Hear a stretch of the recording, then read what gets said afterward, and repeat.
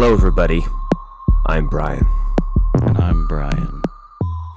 And Bryan versus Bryan presents to you episode 128, M. Night Shyamalan's Signs. You see, people break down into two groups when they experience something lucky. Group number one sees it as more than luck, more than coincidence. They see it as a sign, evidence there is someone watching. You have to decide what kind of person you are. Do you believe in luck? Or do you think everything happens for a reason? Well, we're here to discuss it with you, all right?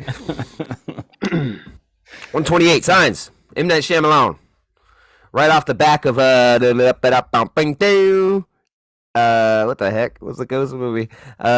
Sixth Sense, isn't this right? Oh, this is after Unbreakable. Yeah, this is his third one. So we went Sixth Sense, Unbreakable. Yeah. Signs. That's a good run, baby.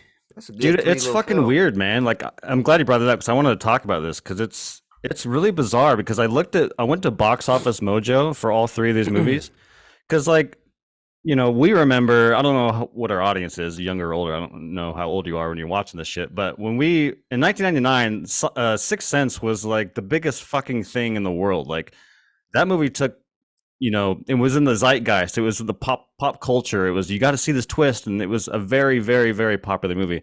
And it made, I think, around $400 million, which I imagine that budget was very small. And then I went and looked at Unbreakable, and Unbreakable didn't even make 100 million. And I was like, wow, that's so fucking weird. You would think that, like, the follow-up movie to The Sixth Sense would not necessarily beat 400 million, but, you know, at least do very well. And then you get to Signs, and Signs was like 350, I think. 350 million. So I don't know, if I feel like Unbreakable was just kind of like shit out, which is weird because Unbreakable is a good movie. And I just thought that was very interesting that Signs and Sixth Sense were these box office juggernauts. Well, maybe not juggernauts, but box office successes. And Unbreakable was just like this thing that no one really talked about or really cared about. Oh, it's just really weird. It's very underrated. Yeah. One of the first comic book movies that we've seen back in that day. No.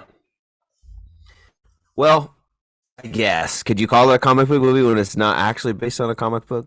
It's sorry, not a comic, like a superhero movie, I guess is what I mean. Yeah. So this came out in 2002. Science fiction horror. I don't know about that.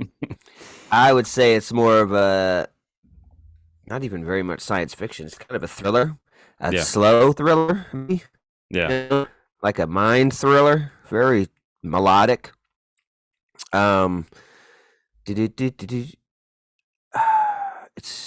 It's a priest,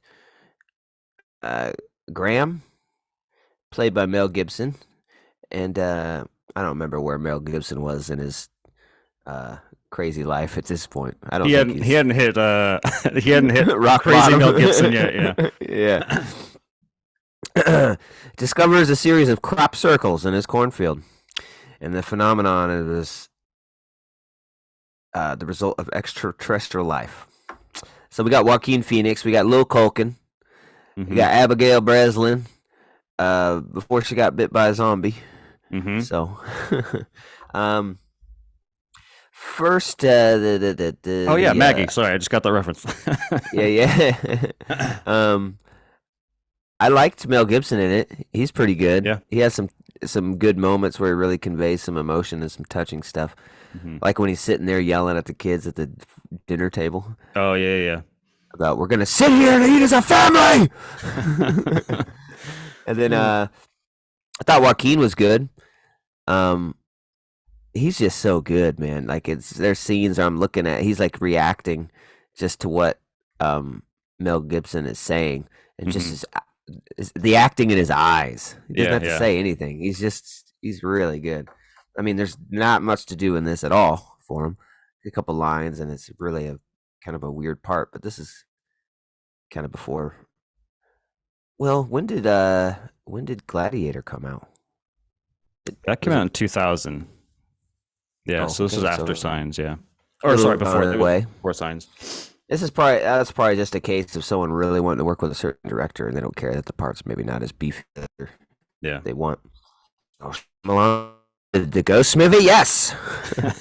See what kind of a twist he has in store. Now this movie, I think, doesn't have necessarily the twist that you usually get. Yeah. I mean, the end is you kind of figure out that everything maybe does happen for a reason, but I don't think that's a big twist.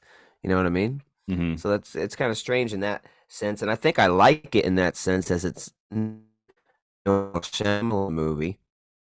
It's just a kind of cool traveling through a question movie, and it's like I said, it's pretty slow and uh throughout the thing, but I enjoy it. All right, so yeah, it's pretty melodic through. It's just like I don't even know how to describe it. It's just a character piece. It's about this Mel Gibson guy. Mm-hmm. He's going through his feelings and thoughts and tribulations, and it's just like it's very small. Two adults. It's basically what the movie. I bet this budget was pretty small, or they spent it on them damn aliens that look like crap. Yeah, they did look like shit. Like, they look pretty rough. If this movie was really good, I think to me, I enjoy it. At the time, I enjoyed it. I enjoy it now, but at the time, I imagine the aliens looked better. Yeah. But I don't even know. 2002, these looked good. But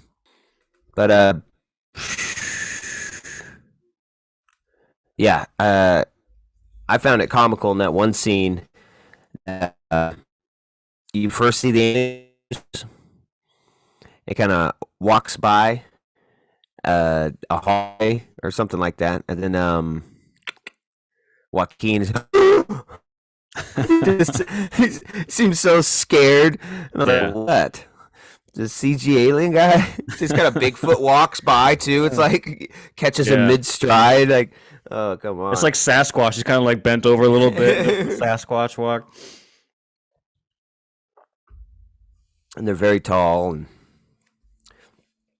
But I don't know. Anyway, this might be a pretty short episode because what else is there to say about Signs? I think you look at it for what it is. It's just a guy was a priest. His wife dies, killed by a drunk driver who was M. Night Shyamalan. Mm-hmm. And another interesting thing is that the story about the kids, their births, is actually the story of M. Night Shyamalan's kids' births. So there's a little factoid.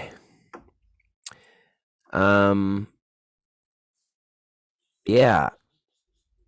I think did he write and direct this? Yeah. Yeah. I mean that's pretty much what he was known for a while. I think he's written I went and looked. I think he's written all of his movies, like even Last Airbender, and I think every movie he's done, I think he's written it either with a co-writer or himself. Gotcha.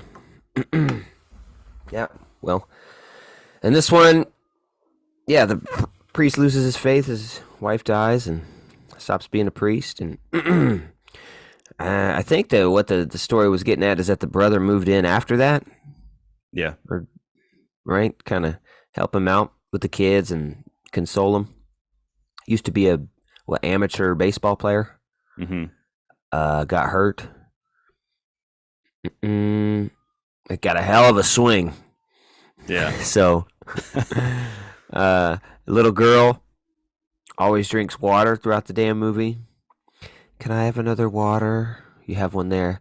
It's old. It tastes old. Yeah. I forgot how funny she is. She's not necessarily comic relief, but I think most of her scenes are like, they made me laugh. Like the first one, he wakes up in the middle of the night and she's just standing there. And she's like, "There's a monster outside my room. Can I have a glass of water, please?" And I don't know, her delivery of that. It's funny. Or like after the invasion, which I want to talk about because I completely forgot about the invasion aspect of the movie. But she's like, on the TV, they're dancing like this, and she does this like weird fucking dance. I don't know. There's a lot of funny moments with her in it. I thought she was really good. Yeah. Culkin was even pretty good. Yeah. Like, what did he say at table? I don't remember. Something like, oh yeah, he just said, "I hate you" or something, huh? Mm-hmm. I hate you. I'm not I gonna don't say want a to eat mashed prayer. potatoes. Yeah. Mm. Uh, that's pretty funny. If you could have one thing, what are you having? I'm gonna have a cheeseburger with bacon, extra bacon. Extra bacon. And I'm gonna be drunk on the kitchen floor eating it. Uh, Anyways, yeah. So her thing is she has a bunch of water. Uh, I don't remember the McCulkin character's name. Is Rory his real name? yeah, Rory's his real name. Yeah. Then I don't remember his character's name. Is it But Will? anyways, it's always Will. Hold on. Give me It's 20 seconds. always Will. It is Morgan. Yeah. So his thing is his superpower in the movie or super premonition is asthma. The ability to stop his lungs from breathing Yeah. for short periods of time without an albuterol inhaler. So that's his power. Ba-dum-bum-bum. Gibson's power is faith when he does have it. So yeah, grossed 227 million. Combined 408 million. Nominated for multiple awards. Stupid awards. Those aren't real. The Empire Awards. Oh, thank you.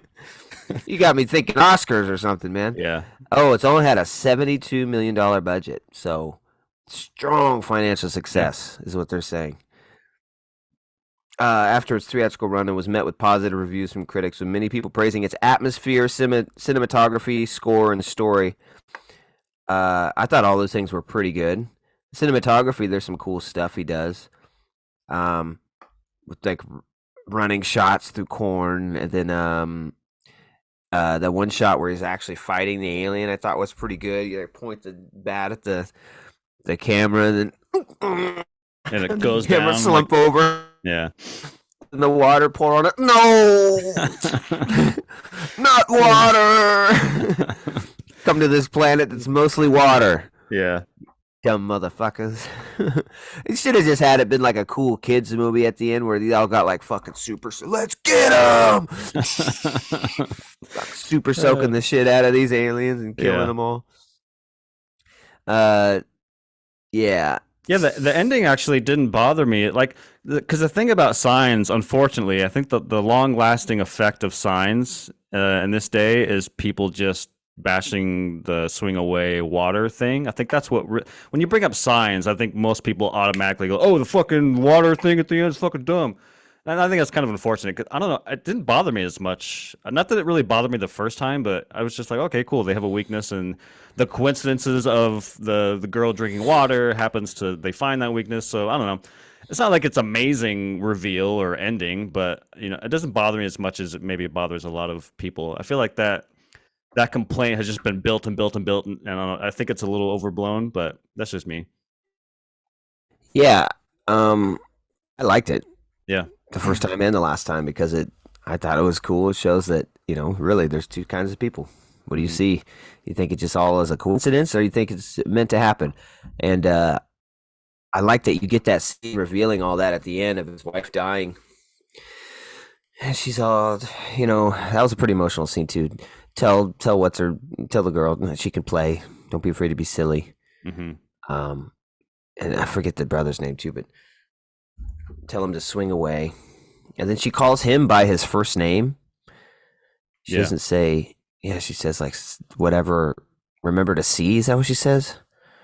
I think I so. don't remember, but I think she tells him to see. He's around the room and he sees the bat. Okay, I'm seeing things. This is what she's talking about. Okay. All right. And then what was damn it? This is the brother's name. Something weird. Is it Meryl? Yeah, something like that. Why is it not? Yeah, Meryl. Meryl. Meryl, yeah. Joaquin away, Phoenix Meryl. as Meryl. Meryl, swing away. He just whispers it. What? Swing away, Meryl. Grabs that bat and he chokes that motherfucker so hard.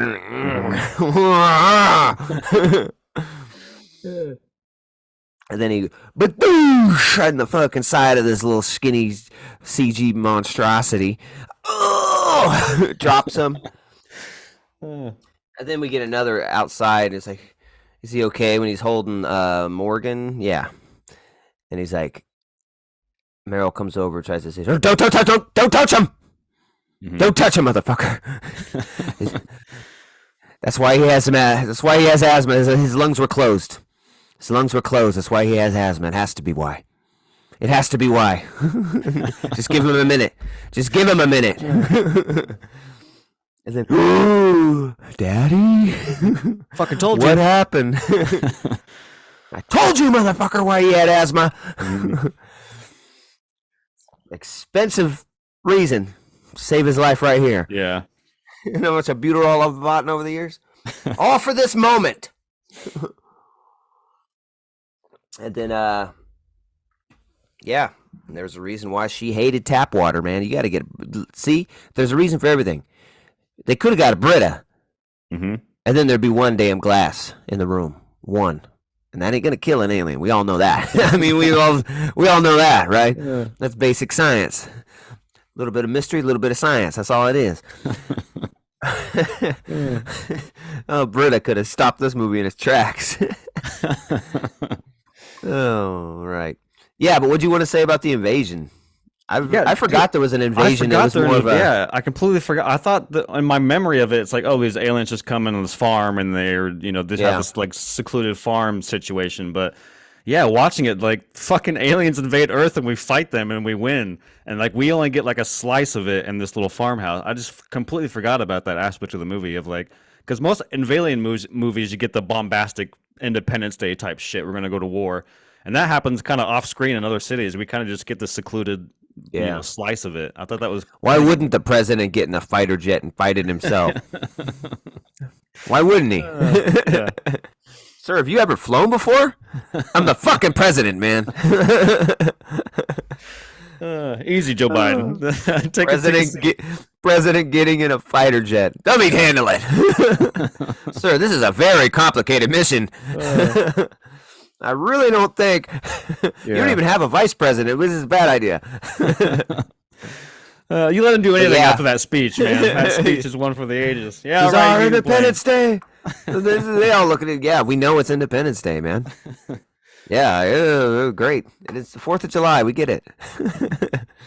We got aliens to deal with, though. Yeah, I forgot about the invasion. It kind of like snippets on the news. Well, they seem to have found a weakness. Using part Everybody, grab a squirt gun. Oh, shit. Oh, my God.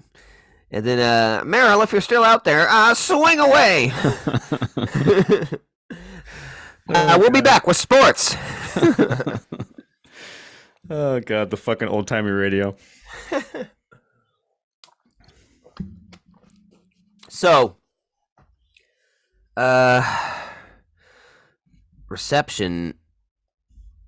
What's it got on Rotten Tomatoes? 75%. Yeah, that's about right. That's about imagine right. Yeah. Most people would be. I'm probably a little higher than that. Shyamalan proves once again an expert at building suspense and giving audience. That's pretty true. He builds suspense pretty well. Yeah. Does he always make it pay off? That's probably the question. I mean, it paid off in 6 cents. That payoff was so fucking big. No fucking way. Yeah, dude. It's a damn ghost. Oh, shit. No wonder she didn't talk to him at the restaurant. Dang, bro. Yeah.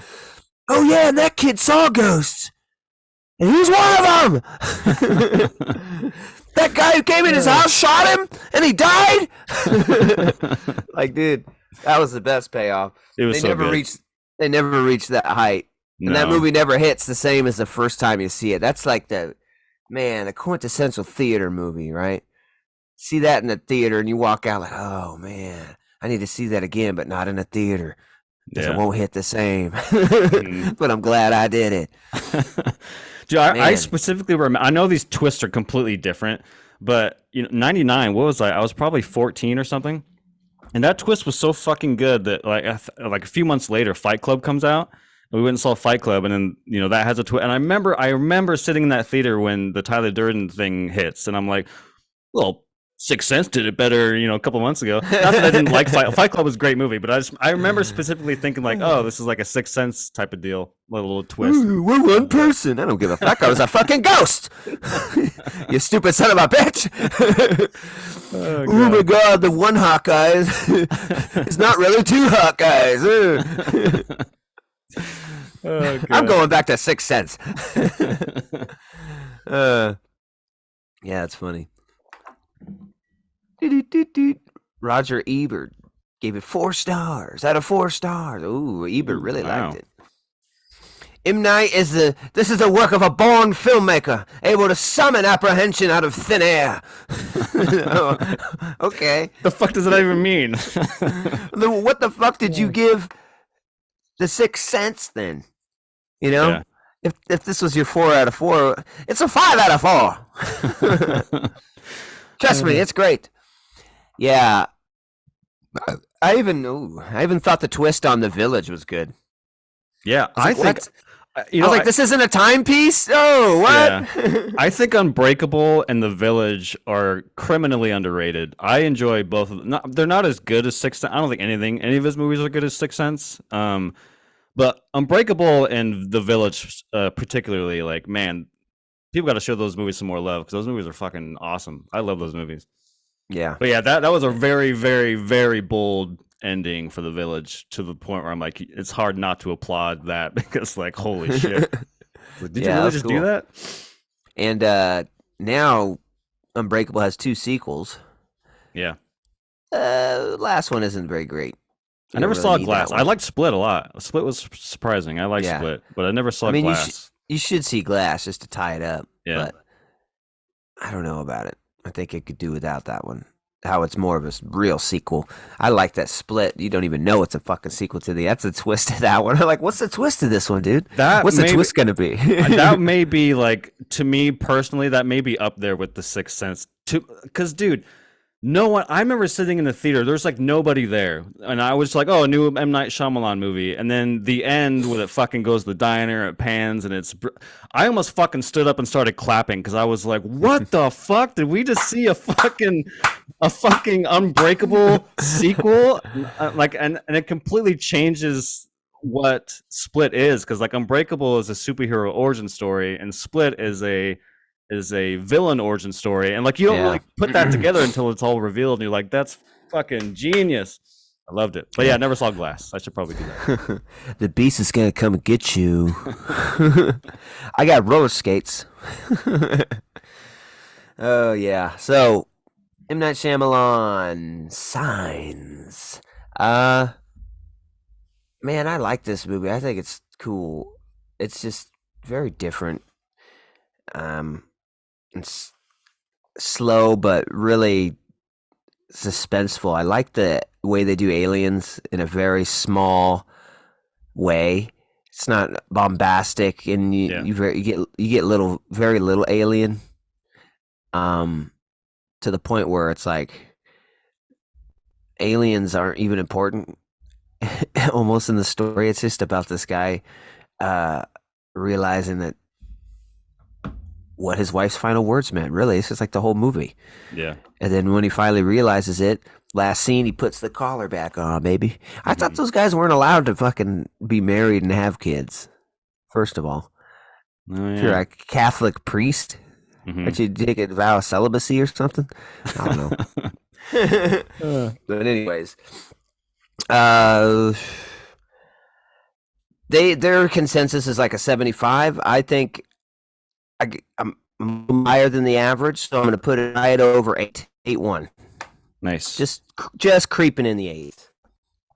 Yeah, rewatching it, it's been many, many years. I don't think it hits as hard, as it did in 2002, but I still enjoyed it. It was, I don't know, it's so cool to go back and watch his old movies because it's so fucking. It breaks my heart that this guy's career just went through the fucking shitter. Because like his first four movies are very, very good, and it just sucks that he just went downhill. But to go back and watch these movies, it's like clear that he has a lot of fucking talent behind the camera and writing. Yeah, this movie's great. I agree with the slow reveal of the aliens. He kind of treats it like Jaws in a way, where like you don't really see the shark until the end. The first time you see the alien, it's when the little girl wakes up and says, "There's a monster outside my room. Can I have a glass of water?" And then like you get to a jump scare where it like looks out a window and it's just this silhouetted figure standing on the roof. So fucking creepy. And then like when he's running through the cornfields, that whole moment's tense. And he like drops his flashlight and why are we yelling? the little fucking leg that pokes out into the corn. So there's a lot of like cool tense moments like that that I enjoy, because if you just would have shown the alien outright, the CG fucking alien outright in the beginning, I don't know if it would have worked as well. Even the scene where the guy who kills his wife, he's like, "Hey, I left one in the pantry," and that whole scene was pretty cool too, with the knife and everything, and cuts his fingers off. So yeah, he's very talented at building suspense, and I'm going to leave it there. I'm not as elegant as fucking Roger Ebert and whatever his weird explanations of this movie. Yeah, there's a lot of great scenes. I think for me personally, the scene that I love the most is where he talks to M. Night Shyamalan's character in the car. There's just something, I think Shyamalan's performance is very good in that, and that whole scene is very very emotional, and I love that scene so much. It's a great scene. And yeah, the reveal at the end didn't bother me as much as maybe it does other people. I think it's fine. I mean, why did they come to the planet with? Well, I'm like, I don't know. It's fucking reality. People do stupid shit. Why do we jump out of airplanes? We don't have wings. I don't fucking know. We do it. Maybe they don't fucking know what water is. Don't know. Yeah, exactly. Yeah, if water's their nemesis, I imagine there's no water on their planet. Right? Yeah. They don't know what that shit is. Yeah, exactly. It's like Superman and Kryptonite. You don't know, Kryptonite's his fucking weakness until he's around it. And Kryptonite comes from the place he lives. Yeah. It's like, why is it? How do you guys live there? But yeah, fun movie. I can't wait for his next one. I read the book. It's a very good book. That looks like it's gonna be great. Yeah, I hope it's really. That's good. Very soon, isn't it? Like February something. Yeah, I think it's in a couple. February 3rd. I think I saw the teaser on the game yesterday. I think it's February 3rd. Yeah, I gotta see that. That looks cool. What's the answer the door, save the world is the tagline. That's a tagline, bro. Yeah, that's awesome. Gonna be the new. I bet that's gonna end up being the name of the movie once it comes out on like that live, die, repeat situation. Yeah, answer the door, save the world. I am kind of bummed that they changed the title of the book. I think the book has a much stronger title. It's what's the title of the book? Cabinet at the End of the World, and this is like Knock at the Doors or something like that. Oh yeah. Cabinet at the End of the World is a bit much for a movie. Yeah, I guess it is also gives kind of the whole movie away, but on the nose because it does deal with the end of the world. I won't spoil kind of what it goes into, but I mean, I've seen the trailers. They kind of they talk about they're saving the apocalypse or something. Where am I at here? I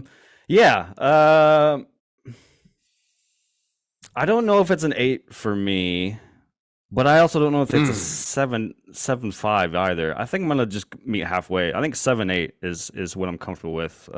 Great movie. It makes me want to go back and watch. I mean, I've seen Sixth Sense so many times. I think I want to go back and watch like Unbreakable. I could still go give it another go. Like, dude, that movie is so good. Dude. It's pretty good. Yeah. I was just watching that. You ever watch those little clips, screen or script to screen?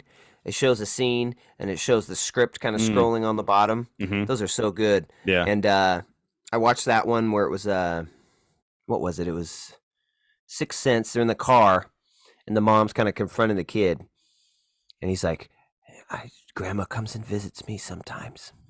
And she's like, stop it. She wanted me to tell you something. No, stop it. She said you asked her a question. She said every day. What did you ask her? And then you see the script. She breaks down and can't handle it. Tears flowing through her hands. And it's like, dude, Those are really cool. That was a good emotional scene, dude. Haley Joel killed it in that. Yeah, it's interesting. The last time I watched Sixth Sense, it's probably been like a decade or so, but in my memory in 1999, I remember being a horror movie and like, yeah, it's fucking horror movie. It's spooky, has cool jump scares and an awesome twist.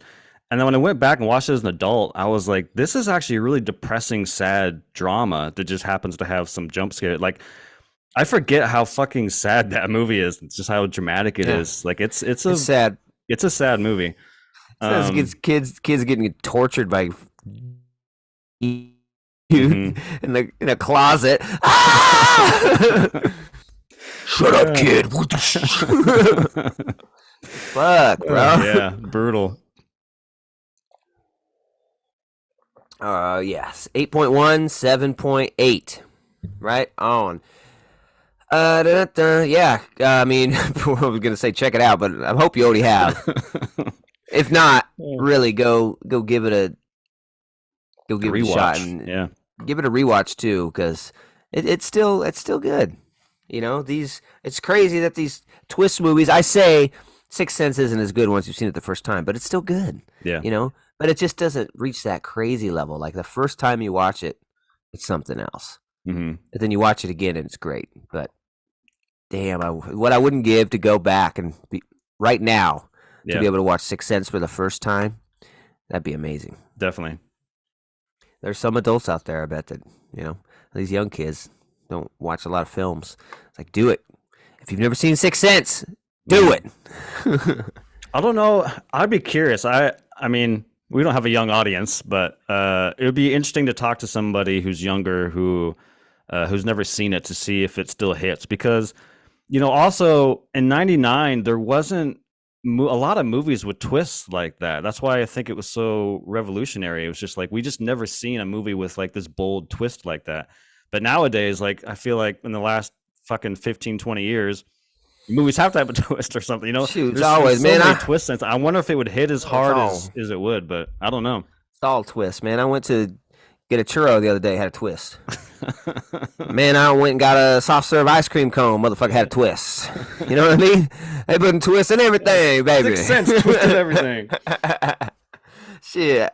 Chocolate and vanilla used to be separate before Sixth Sense. Now we got this twist shit. You used to have to get two different cones, baby. Now McDonald's got that twist. Now they just whoop. Shit. It's like magic. Thanks, Shyamalan. I bet that was a promotion for McDonald's and M. Night Shyamalan present the twist cone. There's a twist. Yeah, I can't wait for that next movie. Even old, looking back on it, it's not that great, but it's interesting. He always has these interesting ideas that are just nuts. Pharmaceutical company testing on an island and fucking age, and like it's looking back on it, I probably like it more than I did when I watched it in the theater, because it's just, I want to give credit where credit's due for outlandish ideas that people seem afraid to bring to the table for a film anymore. Oh, I don't know if it's gonna make enough money, and it's a danger at the box office. Who gives a crap? Freaking do it. I remember going to see, I think this is actually before Split. He took a long time off from Last Airbender, which I still haven't seen. I've never seen that. I probably should watch that just to fucking see it. I should watch it because I don't know anything about Last Airbender, and this will be my reference point. Like, oh yeah, this show rules. I love anime now. Oh my god. But he comes back. I don't know if you remember this, but he comes back with a found footage movie called The Visit. And I remember being like, I think a lot of people have given up on him. I don't think I've seen that. I've seen that on his like IMDb. Is that good? It's fucking. I liked it a lot. I went and saw it in a packed theater, and like the whole audience was just like really into it. And I don't know if I want to spoil kind of what it is, but it's basically these two kids that go visit their grandparents, and I think I have seen that one. It doesn't go very well, and it's like a Hansel and Gretel type shit or something like that. I remember some kind of scary. The grandparents start to go a little kooky, and it gets really spooky. I won't reveal what the reveal is at the end, but it's very good found footage. It's not like one of the best found footage movies, but I thought that movie was really good. But to what you're saying with old, like it was a bold kind of thing. I thought that The Visit was also kind of bold too, because he took the found footage genre and did something kind of different with it. So yeah, he does a lot of bold choices. So we'll give him that. Yeah. Yeah. Credit to him. And we should say that M. Night Shyamalan, that movie just celebrated 15 years. So Signs, 15 years Oh, yeah, old, yeah. just not too long ago. So that's awesome. Nice. Makes you feel old, man. 15 damn years. Mm-hmm. All right, guys. What do you think? Did this movie happen for a reason, or was it just a coincidence? Let us know in the comments. All right. Thanks for joining us on Bryan versus Bryan. We appreciate it. As always, check us out on YouTube here. We're also on Spotify and the old, the Apple with the bite taken out of it, Macintosh Music. Mm-hmm. We're over there. Macintosh Music. All right. Appreciate you guys coming by. Really enjoy talking at you, with you, in you. What? All right. We are inside you. We're inside your ears and your mind. Till the next Vs, we say peace. Peace. Laters, dudes.